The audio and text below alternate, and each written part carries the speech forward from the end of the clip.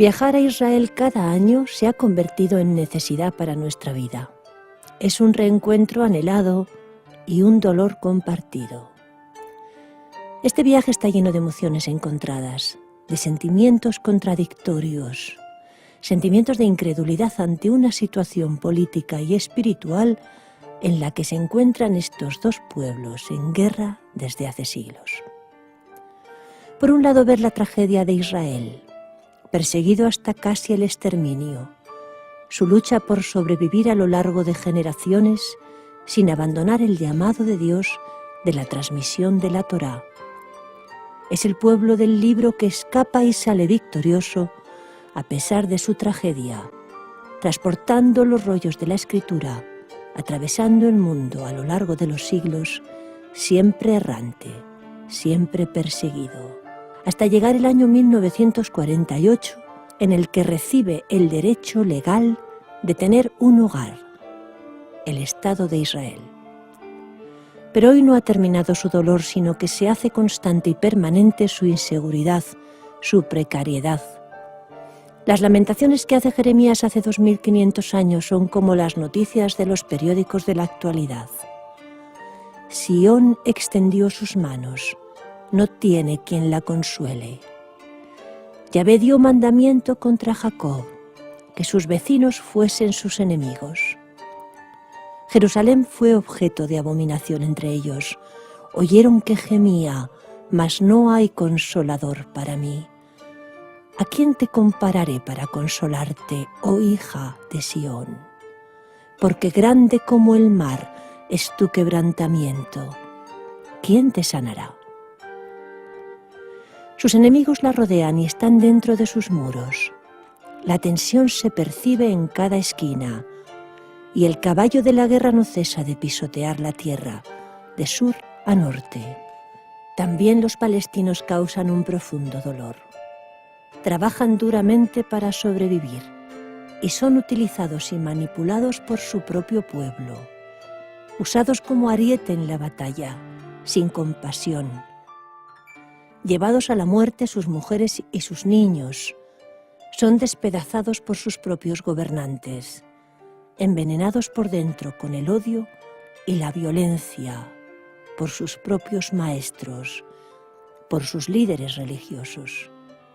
También se percibe el dolor de Ismael.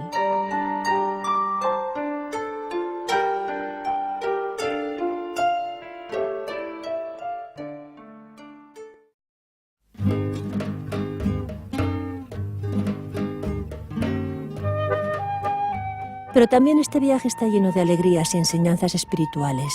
Galilea se nos abre deslumbrante bajo el sol. El recuerdo de Jesús en la barca caminando sobre las aguas, llamando a Pedro a la plena, absoluta confianza en él.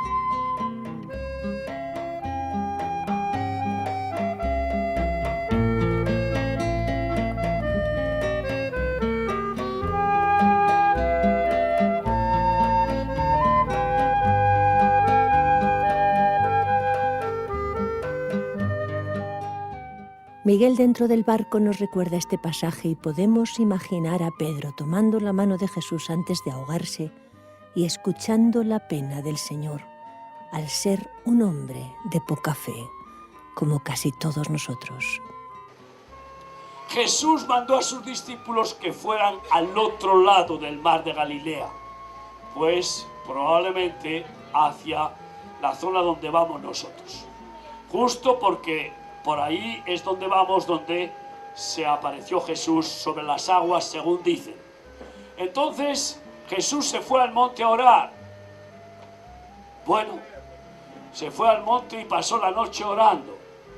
Y he aquí que los discípulos iban en la barca hacia la otra orilla del mar de Galilea. Y se volvió a levantar el viento con gran turbulencia y empezó a zarandear el barco, y allí estaban los discípulos solos y Jesús no estaba esa vez. Así que entraron en pánico. El dios Pan les atacó ferozmente utilizando los vientos, la tempestad. A las 3 de la madrugada Jesús deja de orar y se encamina sobre las aguas, va caminando sobre las aguas hacia el barco donde estaban sus discípulos aterrorizados en medio de la tormenta. Y entonces Jesús les dice, caminando sobre las aguas, no temáis, que es un mensaje primordial y hoy más que nunca para el pánico que viene al mundo. No temáis, yo soy. Y Pedro entonces empiezan a gritar, un fantasma, en medio de la tormenta, a las 3 de la mañana, pues no hay visibilidad. Pedro entonces dijo, si eres tú, Señor, mándame que yo vaya sobre las aguas. Él sabía que lo que mandaba Jesús, nadie podía impedirlo. No que tuviera valor para echarse a caminar sobre las aguas en medio de la tormenta, de ninguna manera. Él prueba a Jesús a ver su autoridad, porque él conocía que lo que Jesús decía nadie lo podía impedir. Como diciendo, aunque yo tenga más miedo que alma, si él me manda yo me tiro. Y Jesús le dijo, ven.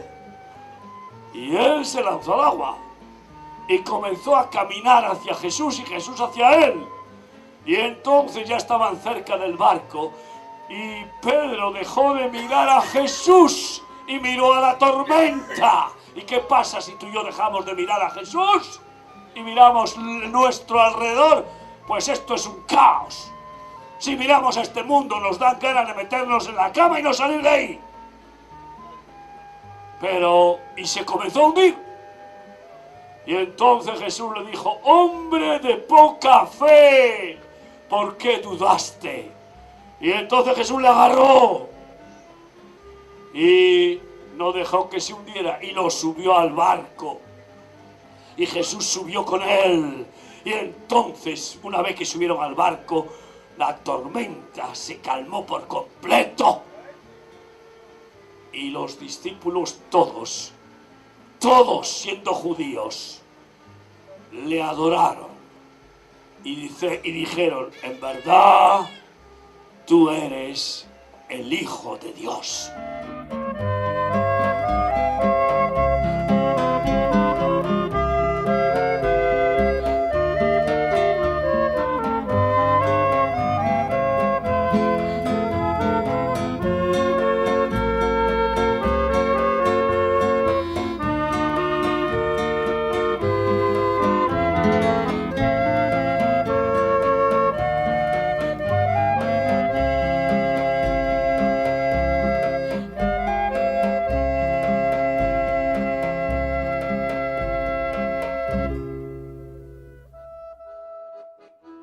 Capernaum, un entorno sencillo, propio de gentes trabajadoras. Jesús prefiere pasar la mayor parte de su tiempo en estos años de vida pública en medio de esta gente, entre la que es feliz.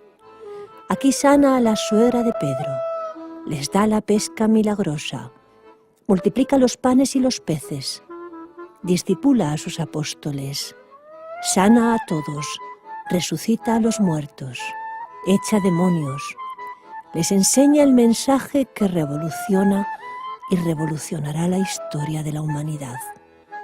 Predica en el mar y en la montaña, y ellos le siguen y le aman.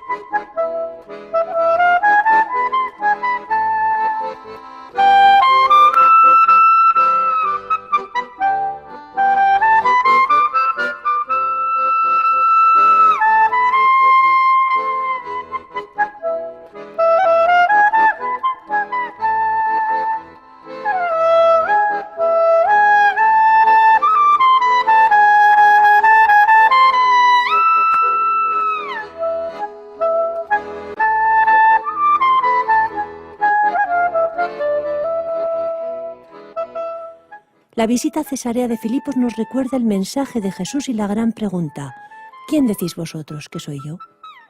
A lo que Pedro le responde: tú eres el Cristo, el Hijo del Dios vivo. Miguel, ante esta montaña formada por una roca gigante, predica y recuerda el mensaje de Jesús, que constituye uno de los pilares de nuestra fe. A perder su vida. No podía fundamentar su iglesia sobre un hombre. La iglesia de Cristo está fundamentada sobre Cristo mismo. Él es la roca, porque ya en la Biblia, en un montón de pasajes, nos habla de la roca eterna. Y bueno, pues nosotros somos piedras vivas que el arquitecto va colocando sobre el cimiento, que es él mismo, y esas piedras vivas construidas forman lo que es el templo viviente de la iglesia, porque la iglesia es el templo de Cristo, no es un edificio.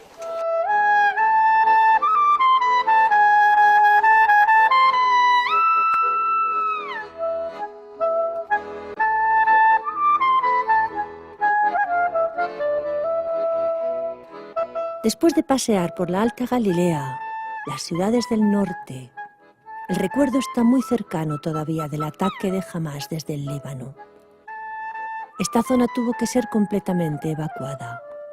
Desde aquí viajamos a Jerusalén. El Monte de los Olivos nos recuerda la subida de Jesús después de resucitar a los cielos. 500 testigos lo afirman. La tradición, los antiguos profetas y los ángeles que están en su partida atestiguan que de la misma manera que subió, volverá a venir. Como el sol que amanece tras la montaña, haciendo que sus rayos toquen el lugar en el que el templo de Salomón fue erigido. El huerto de Getsemaní, en el que los olivos nos recuerdan su agonía, y también la historia del renacer de este pueblo de sus raíces, del viejo olivo desgastado y cansado, vuelve a nacer la vida joven y nueva, porque Dios no olvida sus promesas y es fiel el que guarda a Israel. Recordamos aquí el texto de Isaías 49. ¿Se olvidará la mujer de lo que dio a luz para dejar de compadecerse del hijo de su vientre? Aunque olvide ella, yo nunca me olvidaré de ti. He aquí que en las palmas de las manos te tengo esculpida. Delante de mí están siempre tus muros. Tus edificadores vendrán aprisa, tus destruidores y tus asoladores saldrán de ti. Alza tus ojos alrededor y mira a todos estos. Todos se han reunido, han venido a ti. Vivo yo, dice el Señor, que de todos, como de vestidura de honra, serás vestida, y de ellos serás ceñida como novia.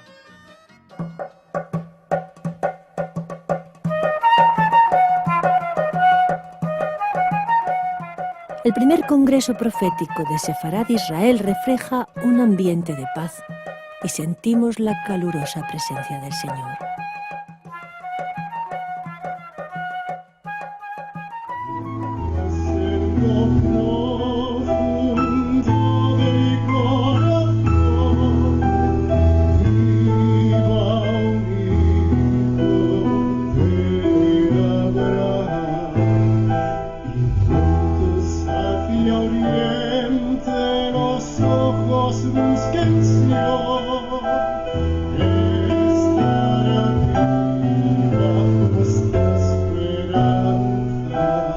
Y en aquel día yo pondré a Jerusalén por piedra pesada a todos los pueblos. Todos los que se la cargaren serán despedazados, bien que todas las naciones de la tierra se juntarán contra ella.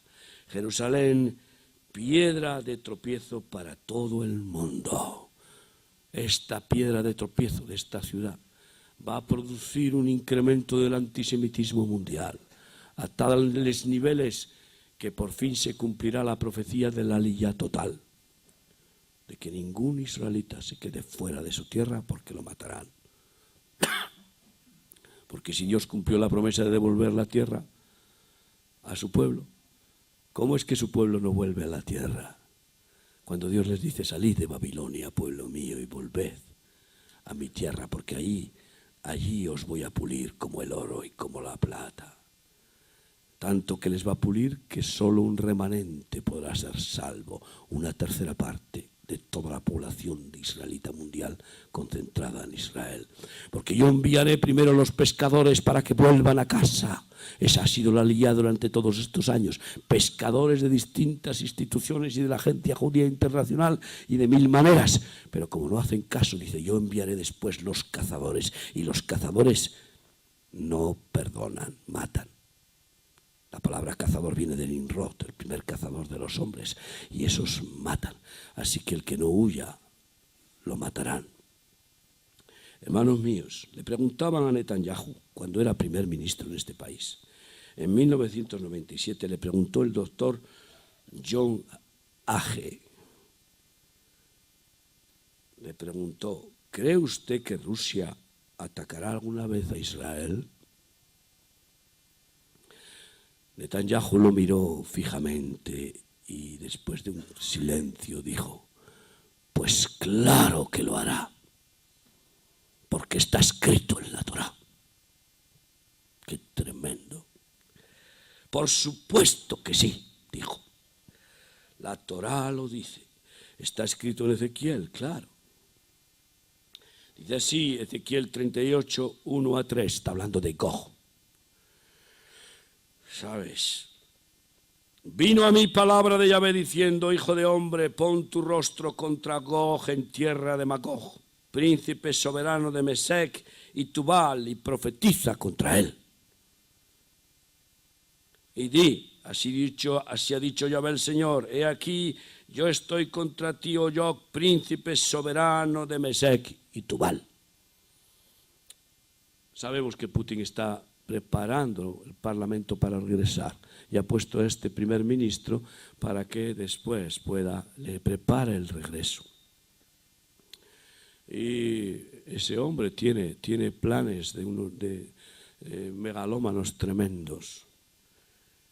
Y fíjate lo que dice aquí en este pasaje, está hablando de Gog, que simboliza a Rusia. Dice en el versículo 10 a 16, así ha dicho Yahvé el Señor, en aquel día, que aún no ha llegado, subirán palabras en tu corazón, oh Gog, y concebirás mal pensamiento y dirás, subiré contra una tierra indefensa, iré contra gentes tranquilas que habitan confiadamente. Todas ellas habitan sin muros y no tienen cerrojos ni puertas, para arrebatar despojos y para tomar botín, para poner tus manos sobre las tierras desiertas ya pobladas y sobre el pueblo recogido de entre las naciones, que se hace de ganado y posesiones. ¿Quién es el pueblo recogido entre las naciones? Hay. Pues sobre ese pueblo viene. Que se hacen de ganado y posesiones, que moran en la parte central de la tierra. ¿Quién mora en la parte central de la tierra? Sabes que Israel es el centro de 3 continentes. Yo llamo Jerusalén el ombligo del mundo.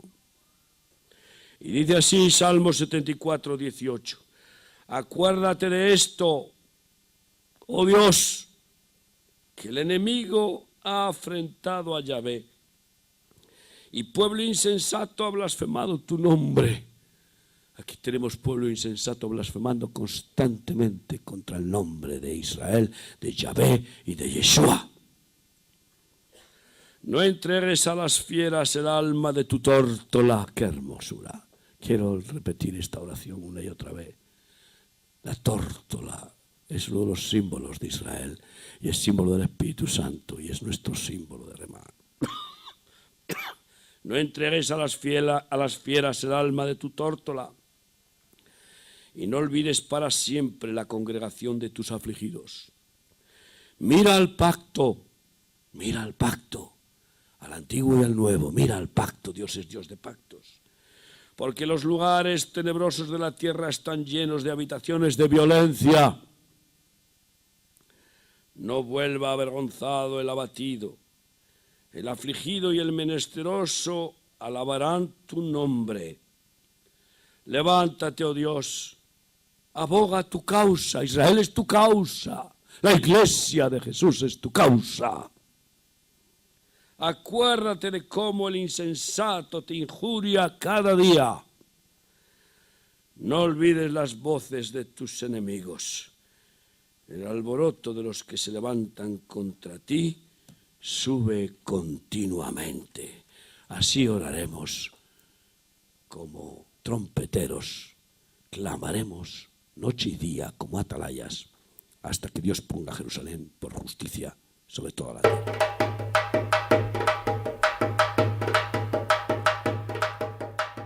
El muro de Occidente, conocido como el de los Lamentos, es parte del muro de contención de la explanada que Herodes construye. Quiere hacer del templo que reconstruyó Nehemías un monumento que asombre al mundo. Pero solo una generación después de la muerte de Jesús ve su destrucción total. No queda piedra sobre piedra. Tan solo este muro es lo más cercano al templo mancillado, el lugar más próximo permitido al lugar que Salomón dedica como santísimo para Elohim.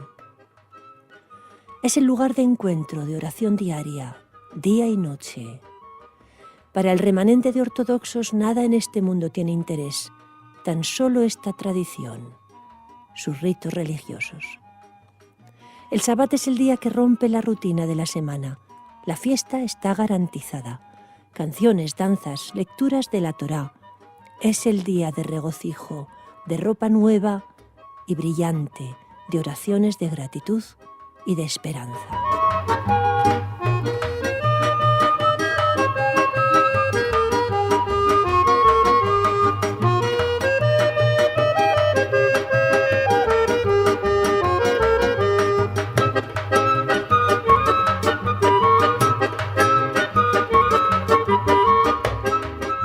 Mientras nosotros seguimos visitando sus piedras, mirando asombrados a sus gentes, comprando en sus mercados, recordando su historia.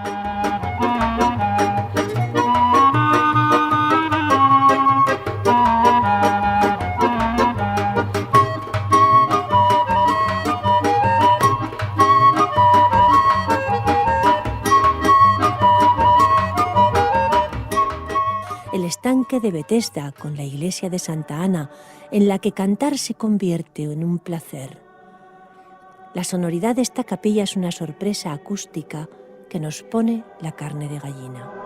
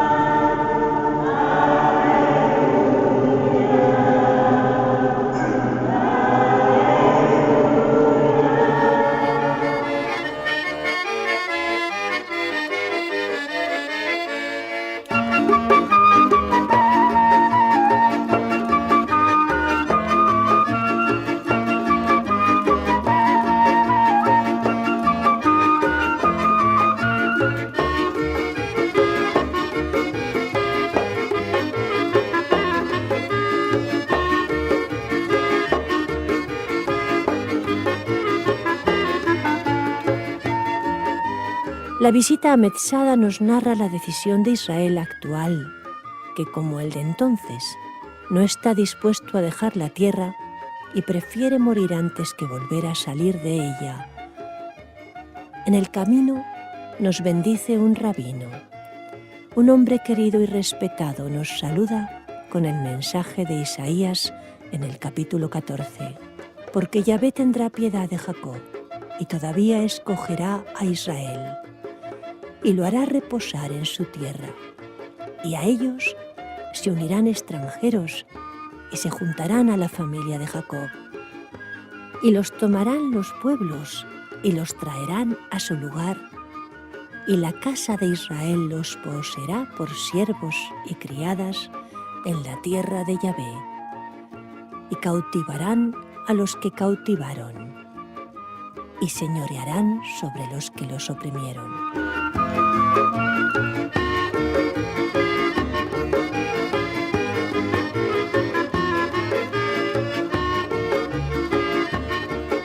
Bendición para los extranjeros que bendicen a Israel, porque todavía el Señor le hará reposar, tener paz, salón en esta tierra.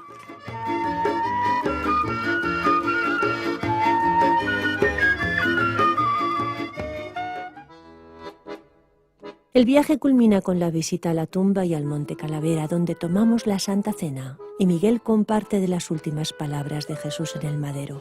Jesús entonces fue condenado a muerte. Y es cuando sale del lugar donde le juzgó Pilatos, de su palacio, sale con el madero cargado en el hombro.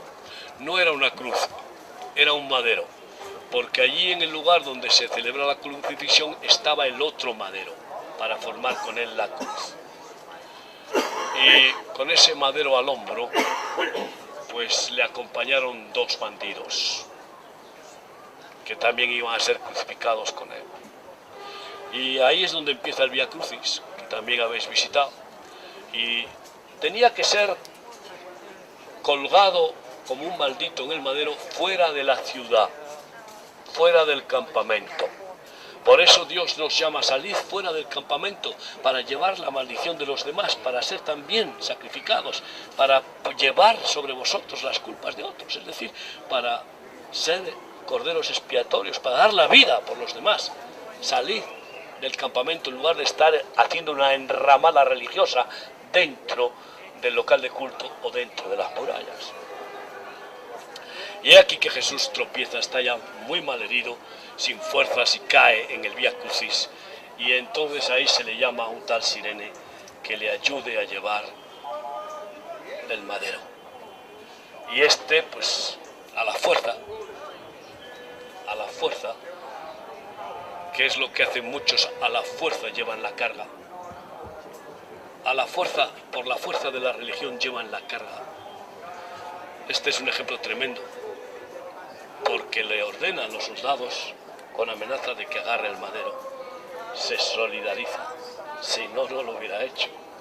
Hay algunos que a la fuerza ahorcan, hay algunos que obedecen la fuerza de la ley, pero los tales no son los que agradan a Dios, sino que se mueven por el poder del amor.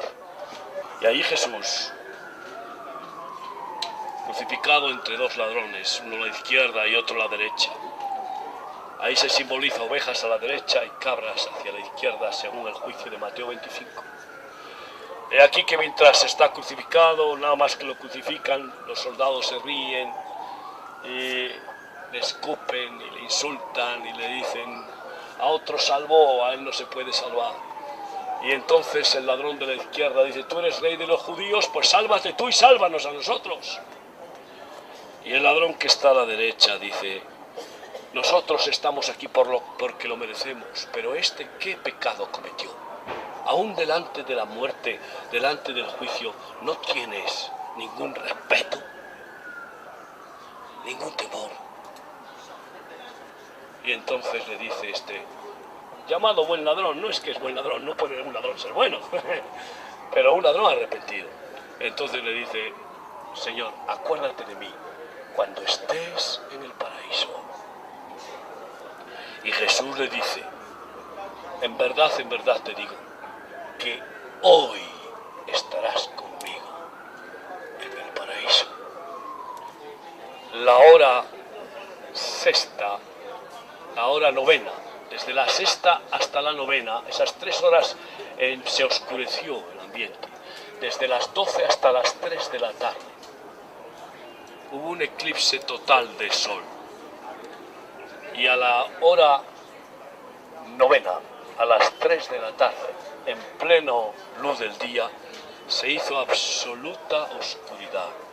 Y Jesús clamó a gran voz: Lama, lama sabactani, con gemidos indecibles: Padre, Padre mío, ¿por qué me has abandonado? Quiero que entendáis que que el mayor sufrimiento de Jesús no era que le habían azotado todo el cuerpo, tampoco era que le habían escupido y le habían insultado.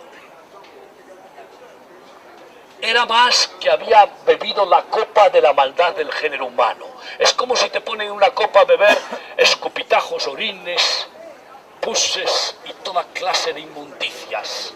Es mucho peor que eso, porque es beber adulterios, fornicaciones, crímenes, mentiras, soberbias, orgullos, beber todo eso. Porque aquel que no cometió pecado se hizo pecado por nosotros. Y he aquí que lo peor todavía no es eso, no es haberse hecho pecado y haber absorbido el pecado del mundo como una esponja que absorbe toda la maldad del género humano. Lo peor es que el castigo de Dios era abandonarlo, no mirarlo más, no mirarlo, rechazarlo. Esa es la culpa, porque la condenación eterna consiste en estar separado de Dios. Dios ya no quiere saber más con esas criaturas. Y es que por primera vez en la eternidad pasada, el Hijo de Dios sufre el rechazo, la condena del Padre. Y por eso grita: ¿por qué me has abandonado? Vuelve a gemir y decir: Elohim, Elohim, en tus manos entrego mi espíritu. Y expiró por asfixia. Murió por asfixia. Se le congestionó el corazón, el pecho, y murió asfixiado. Ya era la hora novena y estaba para celebrarse la Pascua a las 5 de la tarde, a las 6 de la tarde. Tenían que recoger todo rápido. Entonces la costumbre era quebrar las piernas a los crucificados para que, si no habían muerto, murieran rápidamente por no tener ninguna sujeción en los pies. Fueron y quebraron las piernas de los dos ladrones, pero las de Jesús no las quebraron, porque la profecía decía: ningún hueso suyo sería quebrado. Y entonces uno de los soldados, en lugar de quebrar las piernas, le clavó la lanza en el costado, de tal forma que le llegó hasta el corazón.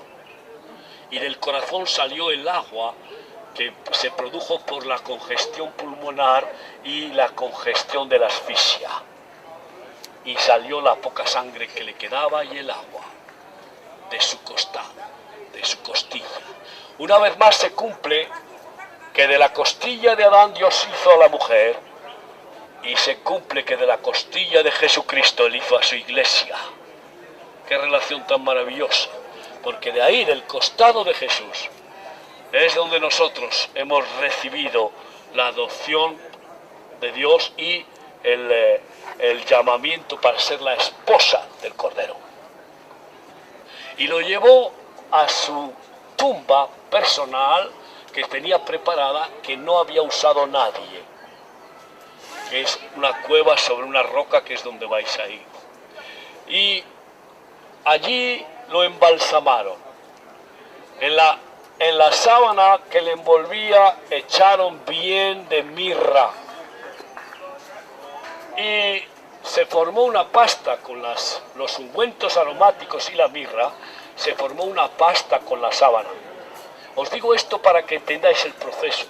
Y así lo trajeron y lo enterraron en la tumba de José de Arimatea, que la boca se tapaba con una piedra redonda que caía por un riel y justo se encastraba en la puerta, bloqueando la puerta.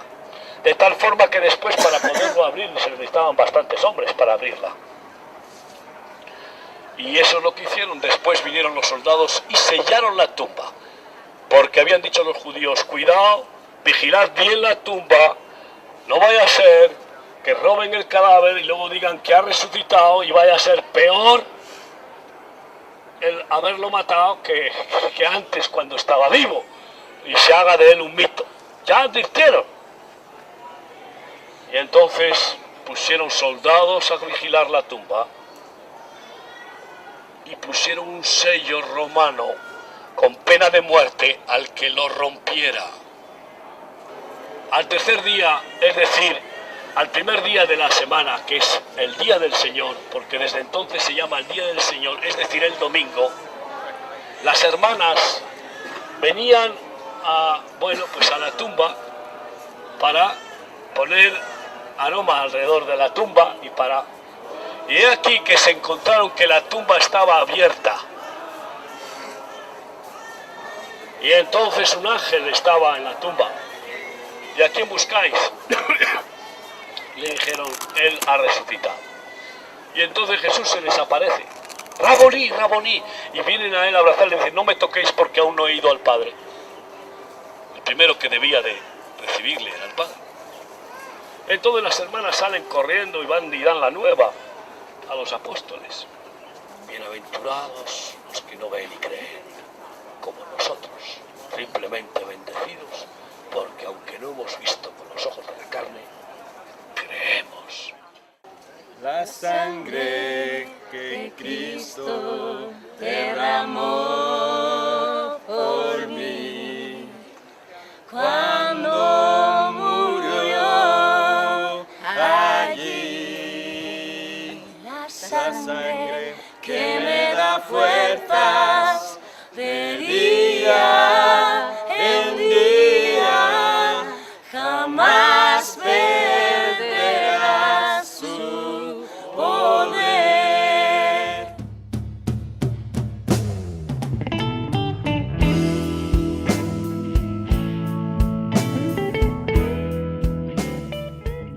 Su muerte y su resurrección son el legado a esta humanidad perdida. Su sangre derramada, su vida entregada a cambio de la nuestra, recibiendo Él el castigo que nos libera a nosotros de la condena que merecemos. Es la historia del sacrificio desde Adán, del derramamiento de la sangre en la que está la vida para pagar la culpa y dar vida a los que se redimen con ella. Pero Jesús es el Cordero perfecto que paga la factura pendiente con Dios, de toda la humanidad, de todos los tiempos. El que en mí cree ya no es condenado, sino que ha pasado de muerte a vida. El Israel del pasado se funde con el presente y se prepara para el futuro. Y nosotros a menudo nos preguntamos, ¿qué nos hace volver a visitar esta tierra? ¿Qué nos atrae de este lugar? Y cada día recordamos el mensaje de Dios a través de Isaías. Consolaos, consolaos, pueblo mío, dice vuestro Dios. Hablad al corazón de Jerusalén, decidle a voces que su tiempo es ya cumplido, que su pecado es perdonado, que doble ha recibido de la mano de Yahvé por todos sus pecados. Consolaos, pueblo mío.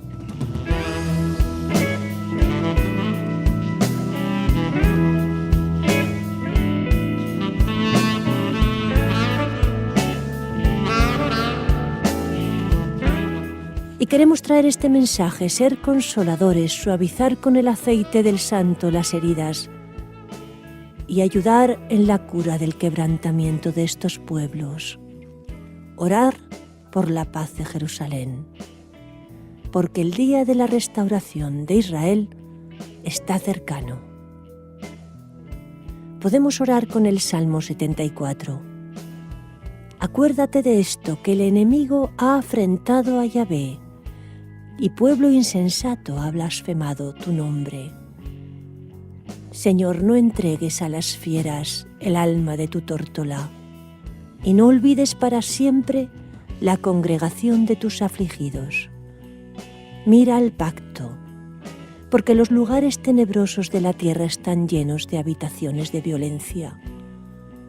No vuelva avergonzado el abatido, el afligido y el menesteroso alabará tu nombre.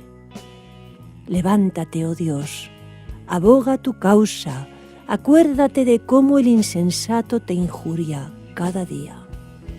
No olvides las voces de tus enemigos, el alboroto de los que se levantan contra ti sube continuamente.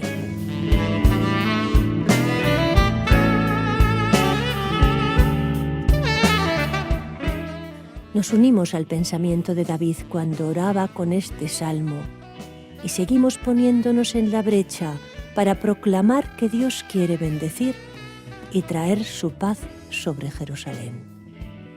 Sea la paz dentro de tus muros. Que así sea, que así se cumpla. Shalom.